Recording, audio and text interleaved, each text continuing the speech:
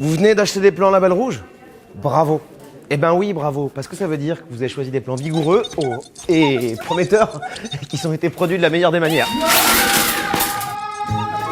Les plants de tomates Label Rouge sont utilisables en pleine terre, en jardinière pour votre balcon et même sous serre si vous voulez une récolte précoce. Pour favoriser la fraîcheur, on a raccourci au maximum le circuit de distribution. Donc vous aussi, vous ne perdez pas de temps, vous plantez immédiatement après l'achat. Allez, go, go!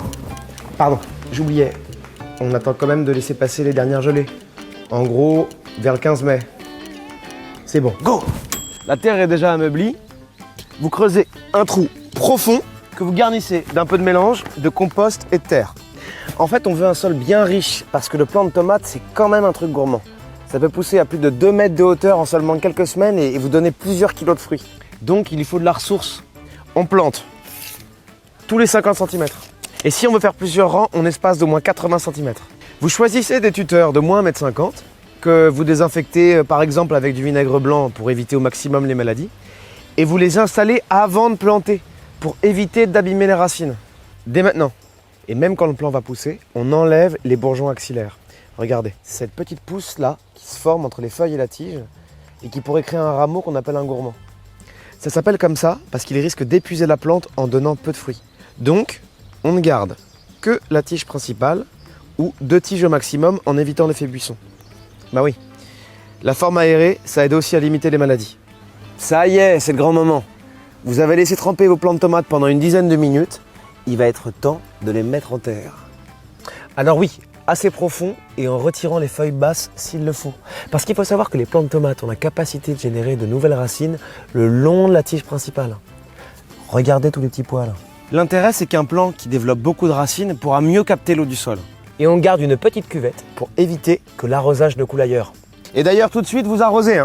Ça va améliorer le contact des racines avec le sol. Mais je me demandais, c'est une bonne situation ça, arroseur de plants de tomates?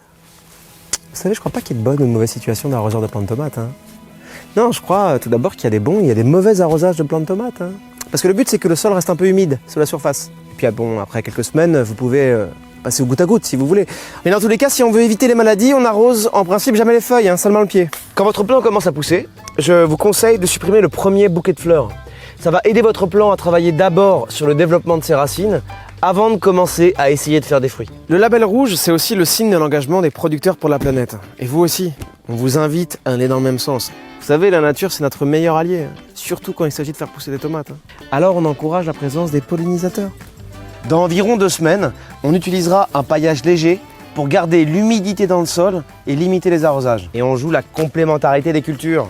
On plante quelques œillets d'Inde qui vont repousser les ravageurs tels que les pucerons, les mouches et certains vers mangeurs de racines. Et on évite surtout de planter à proximité les espèces incompatibles avec les tomates, les choux, le fenouil, les pommes de terre. Surtout, ne fertilisez pas en cours de culture, vous risquez carrément de brûler les racines.